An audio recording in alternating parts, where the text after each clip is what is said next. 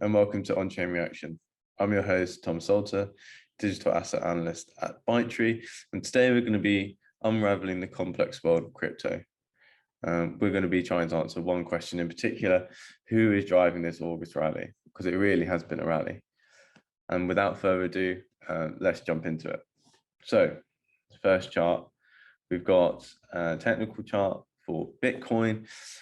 Technical charts are brilliant at showing trends, but an investor should look to the fundamentals for a better understanding of what's going on. However, as we can see, August has been a fantastic month for returns.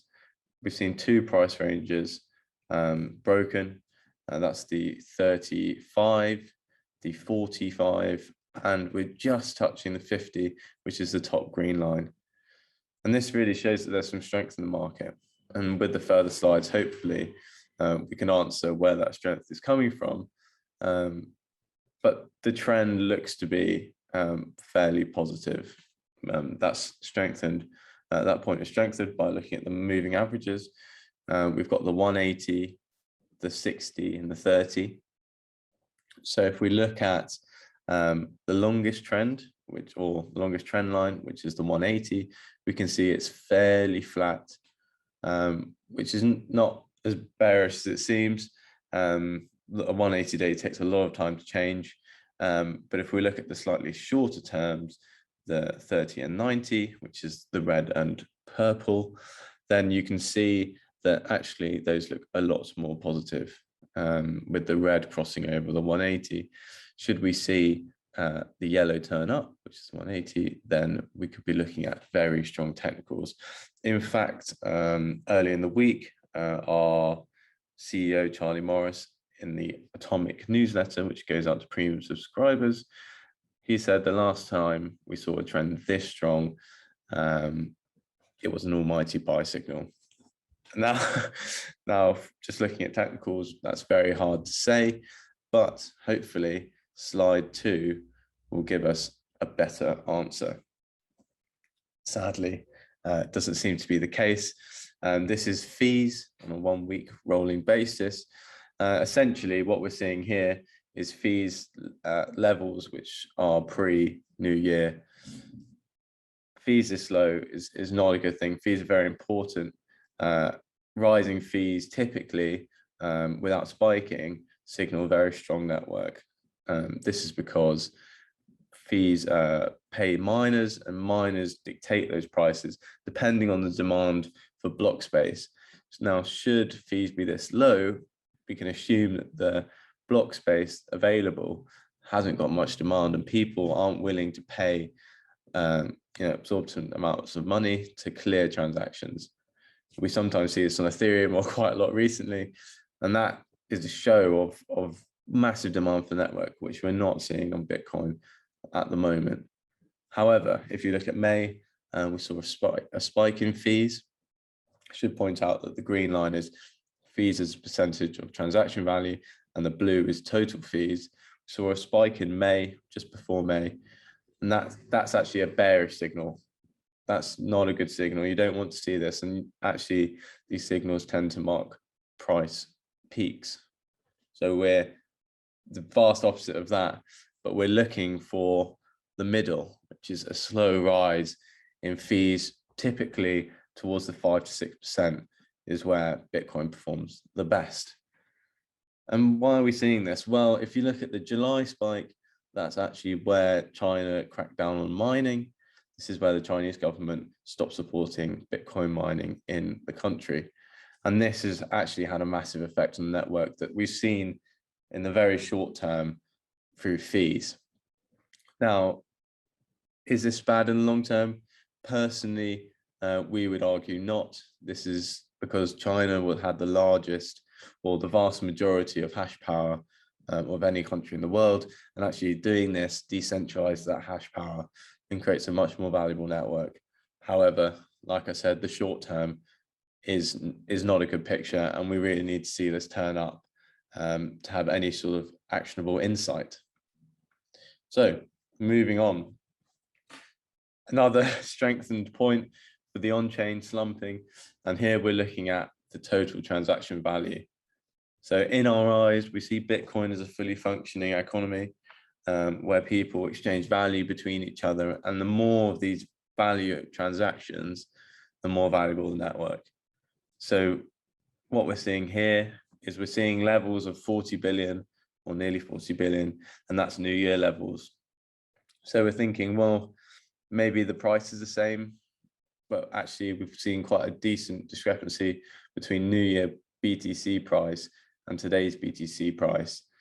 Around market price back then was around 40,000. Today we're sitting closer to 50. However, the network isn't any more valuable. So we'll look into this more, and maybe there's other factors, but a turned on investor might think, I really want to see the transactions or the value of those transactions around the $50 to $60 billion mark, which is where we were around March time when we saw peaks. Moving on, this is it's not all bleak. It's actually, when it comes to institutions, which is what we consider to bring the most value to a network, they are staying and they're still the biggest players. So here we've got the IDR ratio, which is the institutional dominance ratio. And this looks at the top quintile of transactions, the value of those transactions, and makes it relative to the rest. So as we can see, the top quintile sits comfortably around 99% of the value of all transactions, which is huge. And we consider this institutional money. We're at a very, very comfortable level. And in fact, above 98 is considered a fairly strong signal. So stable above 99 is a very, very bullish picture. I know we've just gone through the on-chain and it doesn't look that way, but having institutions staying as big players and not faltering is very, very bullish, and actually something we consider to be a valuable part of the current network. We need to see these levels sustain along with the on-chain turning positive, and we could be in for a nice rally here. At the moment, the market does look a bit weak. And actually, there's some news here that I should really mention. MicroStrategy. So MicroStrategy, that's Michael Saylor. Some consider the sort of archangel of Bitcoin at the moment. They have over $3 billion worth of Bitcoin on their balance sheet. And actually earlier this month, they decided to buy another $177 million worth. And actually that's fantastic. And it's cementing this point that the institutions aren't faltering with a weak market. And hopefully we can have a couple more MicroStrategies in the weeks to come. So if it's not the internal side or the internal Bitcoin side driving the rally, then who's driving this rally? And actually, we aren't getting the external picture driving the rally either. So here we're looking at ByteTree fund flow data. This takes all the AUMs from Bitcoin funds around the world, aggregates it, so we can get a very good picture of where investment funds are in the Bitcoin space.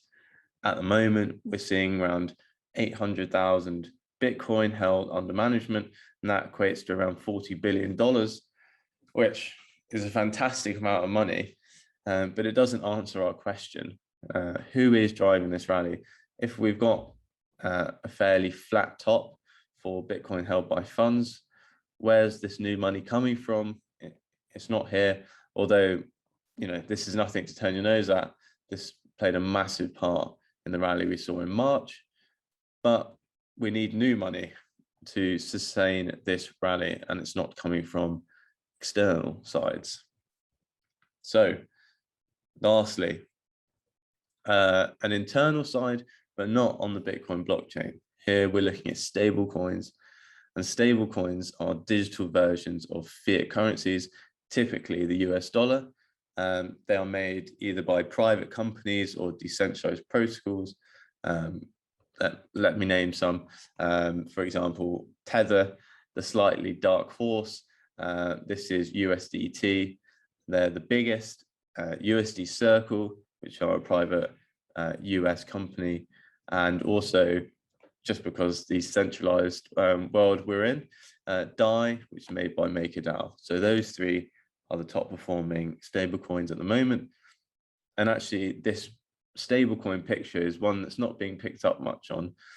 Charlie Morris, our CEO, picked up on it in his weekly newsletter, but stablecoins are playing a massive part in this rally from our view. They are new money from a wide range of people, and they offer people two main utility points. One, an on-ramp into the space, which people are very, very familiar with, being the US dollar. And also, secondly, a safe haven from market volatility. And you can't underestimate the value of that safe haven, because people are used to trading with dollars. And when you add that into a crypto market, and as we've seen, they become the highest trading pairs, or the highest, most valuable trading pairs in the market. But Bitcoin alone, Bitcoin's strongest pairs are always going to be stable coins. And currently, we consider that trend to carry on. So let's have a look at the high level. We aren't seeing the on-chain, the values transacted, the fees are low. However, the institutions internally are staying around their big players. The external funds are stalling, but we're seeing this rally being brought up by one big player, that is stable coins. We can continue to see that strength happen. And that wraps up for today. Thank you very much for listening to On-Chain Reaction with me, Tom Salter. Should you have any questions, you can reach me on Twitter at TomSalter99 or through email at tom@bytetree.com. Thank you very much for tuning in. Bye.